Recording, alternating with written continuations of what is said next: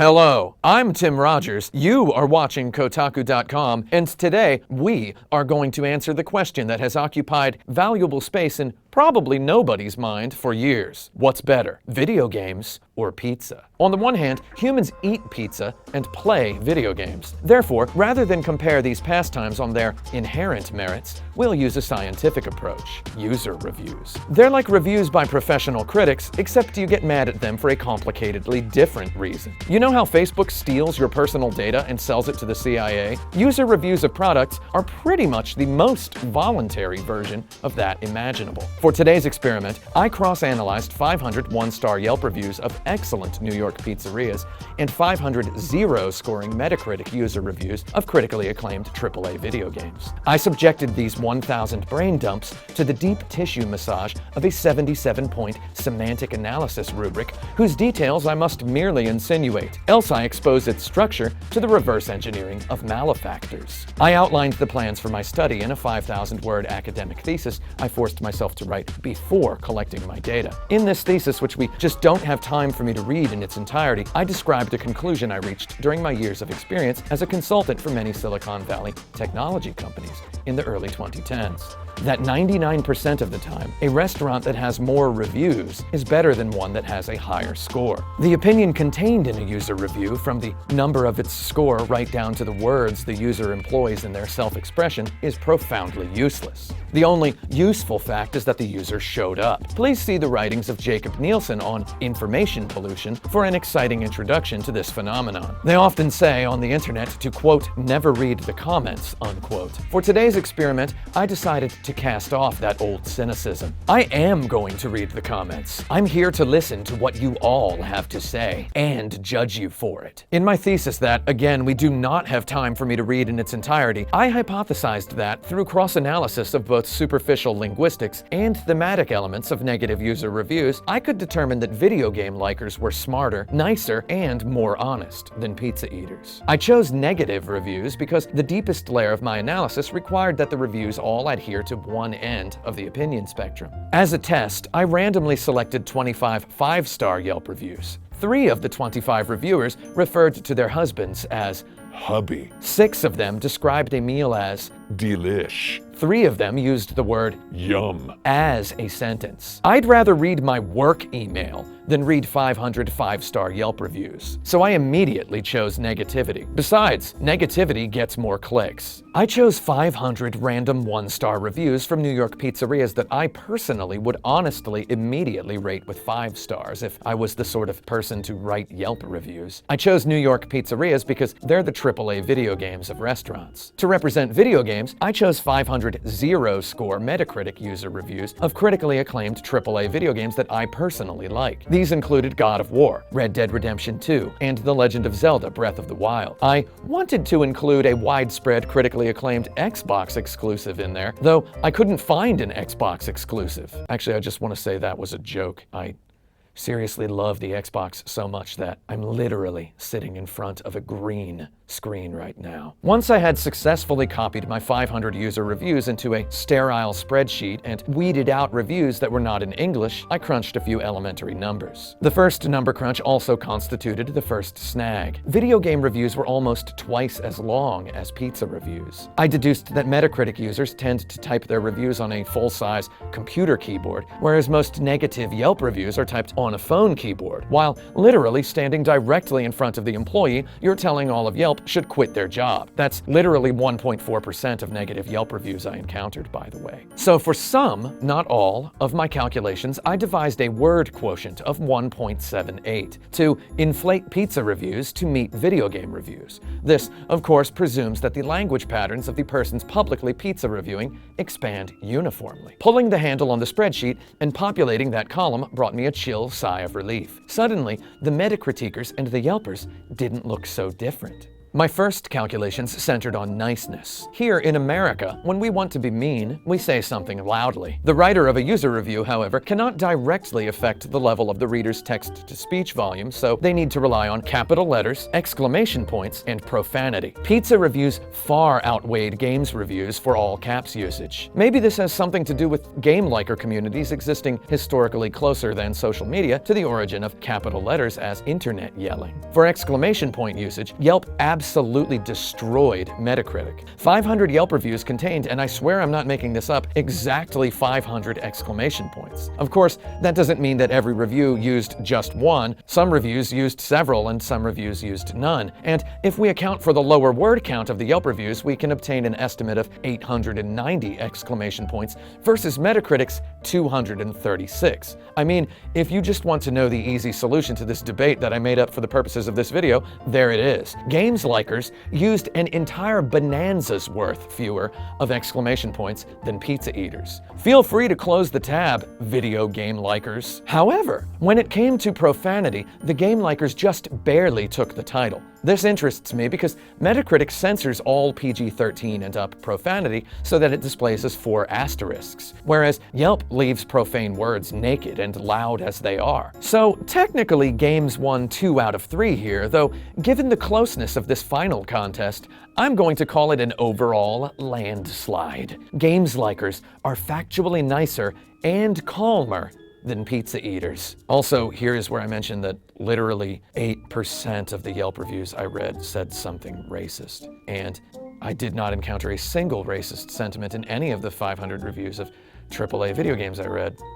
So, there's also that. Next, I sought to prove game likers are more intelligent and articulate. We've already proven that they use more words, so that's good, right? I applied the Flesch reading ease readability formula to 5 separate 3,000-word masses of each category of review and averaged the results. It's common knowledge that most human correspondence in English occurs at between a 5th and 7th grade level. I mean, I still talk about video games that came out in 1989, so this doesn't surprise me at all. So naturally, the user reviews I surveyed averaged between 5th and 6th grade level. However, when I say between, I mean that pizza was on the 5th grade level and games were on a 5.8. Oh yes, pizza is for 8.5-year-olds, and video games are for 10.5-year-olds. No analysis of an internet community's intelligence would be complete without a thorough survey of the most popular grammar errors. This hurts me to report. Game likers confused its and its 100 times in 500 reviews. Yelp reviewers only made the same mistake 36 times.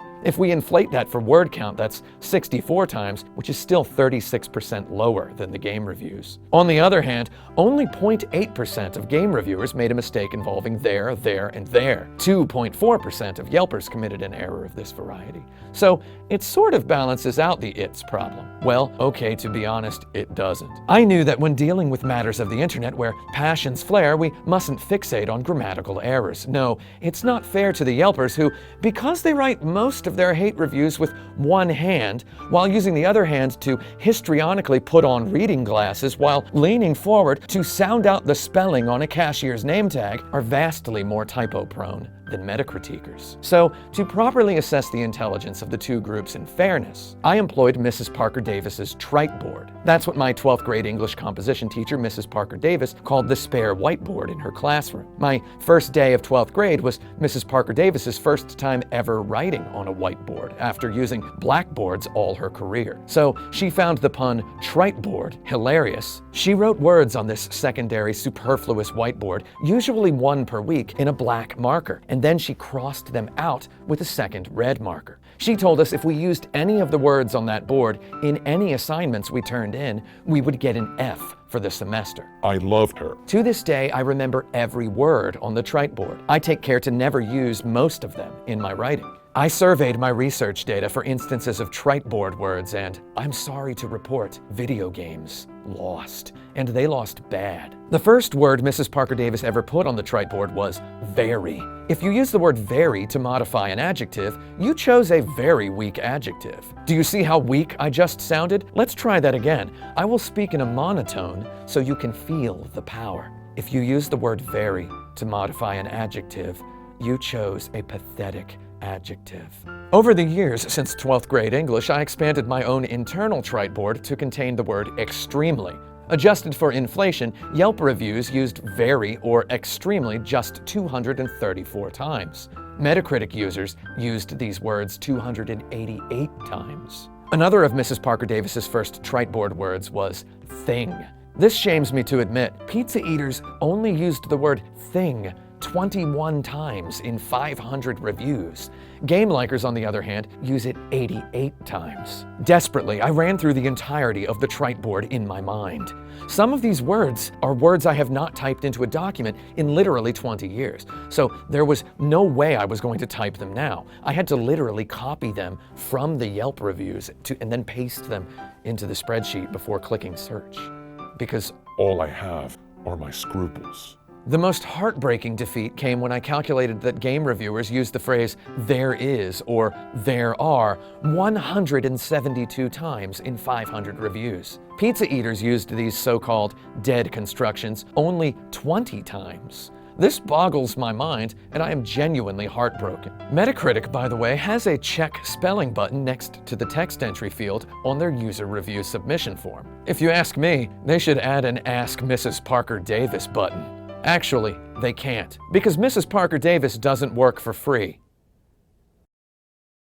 And she's dead. At any rate, game likers, we got turned into chowder here, so let's just stick with the first thing I said about the grade level. We're pretty much in 6th grade, so we win this one. The final and most important category of my assessment regards honesty. For this, I committed to a deep reading of 125 reviews from each category. I extracted key phrases specific to games or pizza. I designed tests and wildly stabbed at the bulk of the reviews. I wanted to vampire suck out the blood of lies from the text of these reviews. Again, I cannot describe the full details of my test formula because my enemies are definitely listening. However, after categorizing enough criteria, I am able to, for example, read this review right here and know for a Sherlock Holmes fact that, buddy, there is no way you ever touched this video game.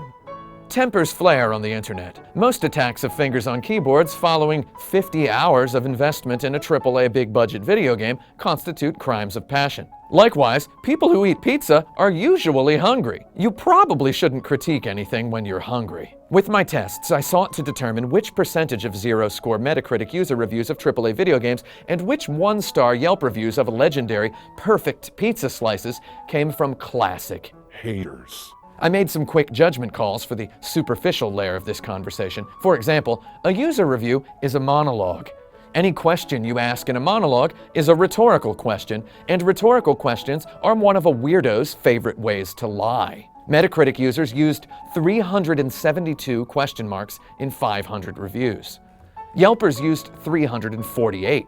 That's close, though not conclusive.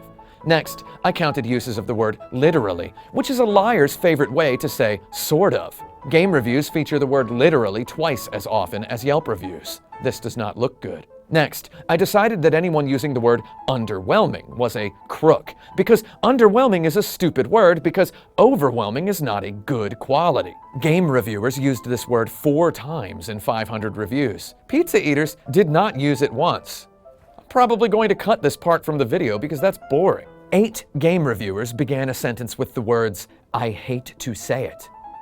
Then don't say it. 0 pizza reviewers utilized a similar rhetoricism.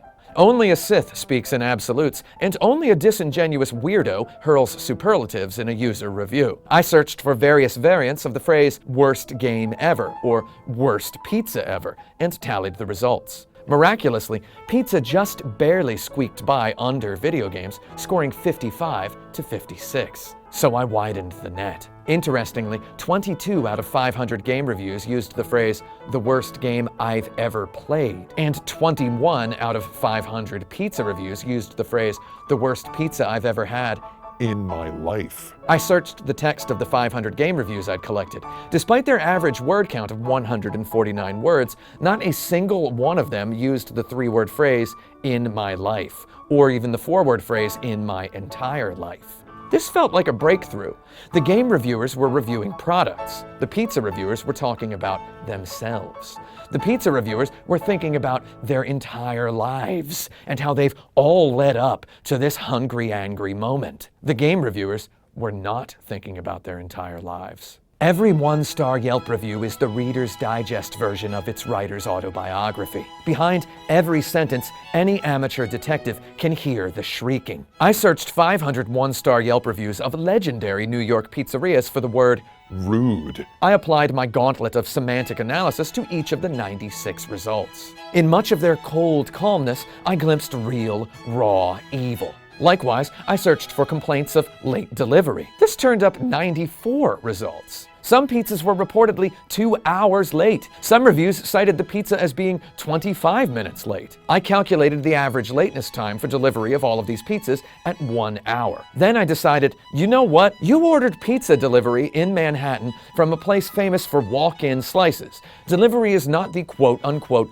proper experience. You are a weirdo. I dismissed all of these one-star reviews as dishonest. Sorry. I needed to establish an equivalence within game reviews. I said to myself, let's forget the ongoing hot debate about what the Citizen Kane of video games is. I wanted to know what was the I'm a tourist. I ordered a pizza delivery to my hotel in Manhattan from a famous pizzeria miles away during a blizzard, and now I'm saying something racist about the delivery guy because the pizza was cold. of video games. So I designed a battery of keywords that would extract and present a simple number of liars. The games I had chosen for this experiment were all games with long, microtransaction-free, single-player campaigns and stunning AAA graphics. I tallied up all of the reviews that told outright lies about, for example, microtransactions that did not exist. I tallied up all the reviews that included the word greed. I even found a dozen reviews that called out Ubisoft, EA, or Activision. None of those publishers had made any of the games I assessed for the purposes of this experiment. I extracted and dismissed reviews that included the phrases,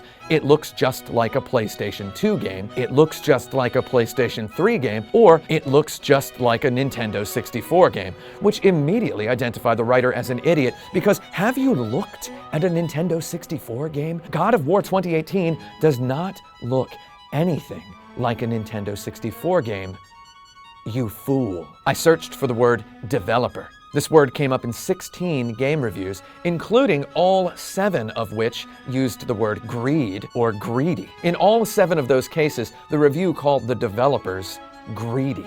Not a single 0 Metacritic review, however, blamed a publisher. Come on, guys. Most of the time when greed is involved, it's the publisher, not the developer.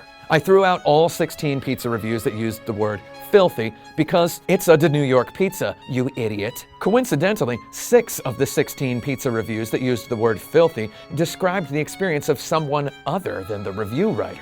This really trips my did not happen detector. I discarded all 38 Yelp reviews that mentioned throwing the pizza away because, hey, it sounds like you didn't actually eat the pizza. Also, if it was burned or cold, you can just take it up to the guy and he'll give you another slice or he'll heat it up for you.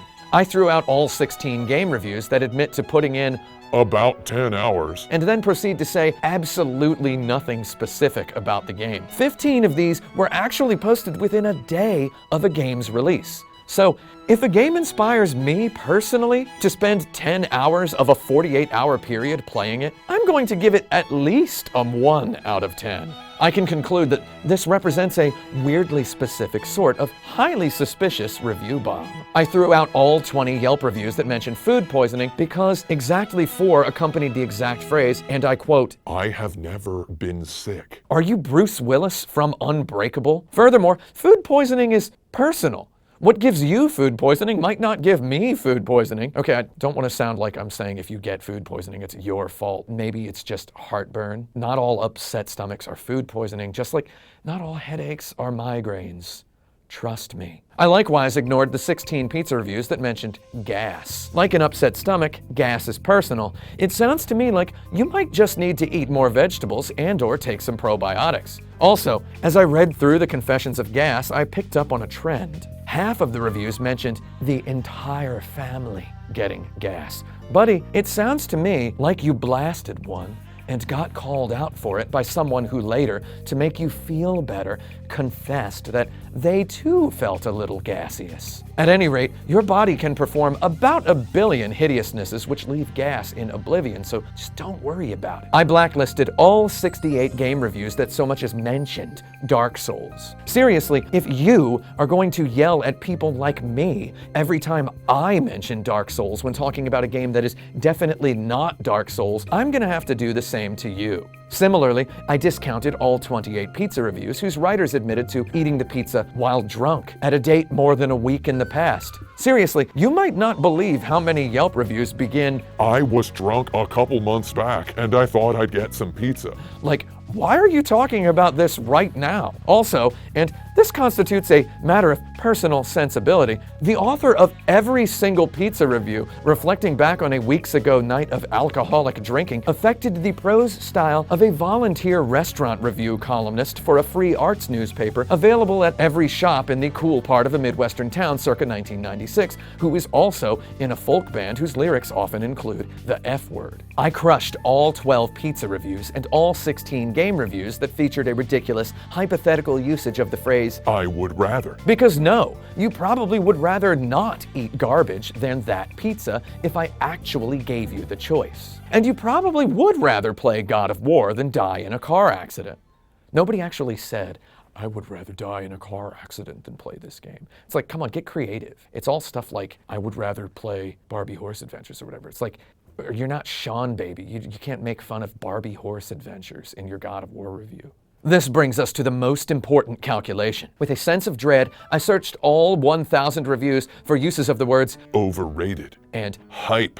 my thinking was, if all you wanted to do was talk about hype, you are in fact not reviewing your own experience. You are reviewing your desire to have someone else's exact experience. Exactly 42 game reviews and 42 pizza reviews used the word hype, usually in the phrasing, doesn't live up to the hype. Game reviews used the word overhyped 28 times versus pizza reviews' 16. Game reviews used overrated 52 times versus pizza's 24. Clearly this illustrated the beginnings of a trend. Both pizza eaters and game players cared deeply about the opinions of others. So I decided to dig deeper. 32 of the Yelp reviews I surveyed used the word reviews in sentences such as, I don't understand all the 5-star reviews. Meanwhile, in all 500 Yelp reviews, I found 0 instances of the words score, critics, journalists, shill, blogger, payola, industry, nepotism, or Paid review. game likers, however, were relatively obsessed with these words because each of them appeared at least 10 times in the 500 Metacritic reviews I surveyed,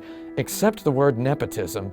That was just one guy, and Good word, guy. of the 500 Metacritic user reviews for AAA video games I surveyed for this experiment, I found 252 instances of the words review, score, critics, journalists, industry, shill, or paid review. Granted, some reviews were monstrously long and contained multiple instances of these words, though when you look at the number 252 over 500, it's pretty cool that it looks like more than half, right? Suffice it to say, the evidence points to game likers possessing a clear fixation on a product's reputation among other beholders over what their own heart tells them. In summary, Metacritic indeed.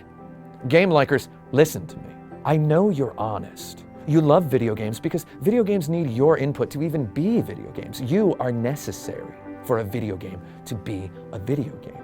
When I was 18 years old, I realized that I didn't care about mainstream critics. Mainstream critics' sensibilities did align with a large segment of the population, just not me. Nobody could ever tell me what I liked or didn't like. I had to figure it out for myself. A lot of you seem to know this already. 252 instances worth of you seem to not know this. So listen to me. Maybe you're different. Maybe you're like me.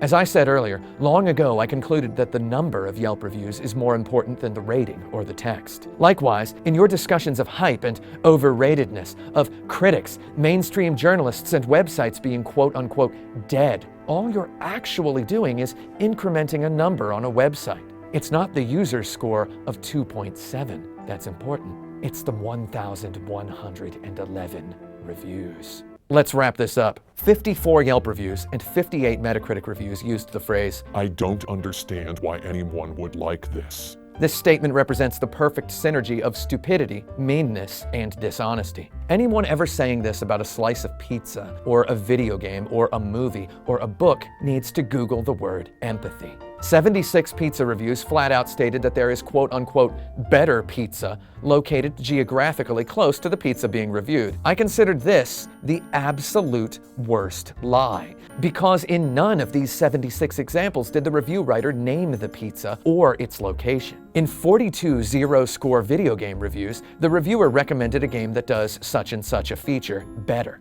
14 people recommended The Witcher 3 over Breath of the Wild, for example. Much as I want to say that those are two distinct games with two distinct flavors, you know what? That kinda counts for being helpful. I dove deep into adjectives. Pizza reviewers heaped on the words disgusting and terrible. Some said greasy, like that was a bad thing. I mean, it's literally cheese, man. In my deep analysis of the frequency of 31 common adjectives per category, the most common adjective applied to pizza was bad, with a wild 135 usages. Bad is not very descriptive. 28 of those were very bad, which is somehow less descriptive. The second most common adjective was terrible, with 76 usages. For video games, the most common adjective was boring, with 196 uses. The second most common was slow, with 136 uses. These are both concrete descriptions of some actual quality perception. Finally, I whittled my criteria down to 3 core tests that would decide this close battle. The first test,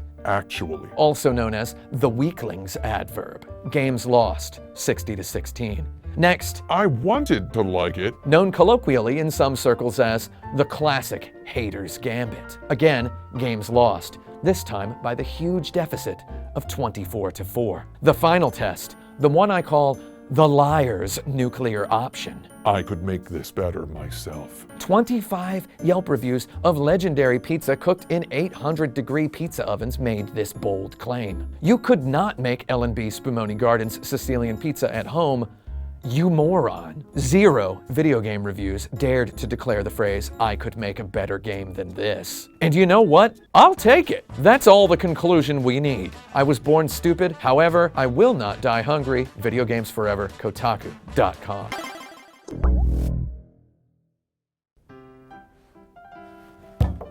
I told myself before I started recording this that I was going to pound the table. I'm not going to take it whenever I said, you fool, you fools, you fools. And then I didn't practice it, and now my hand hurts. And you can like and comment and subscribe. And if you don't like it, then my enemies are going to dislike it. And it's just going to have more dislikes than likes. So you have to like it. And if you leave a comment, be sure to follow the rules that I've just spent all these minutes laying out. Bye.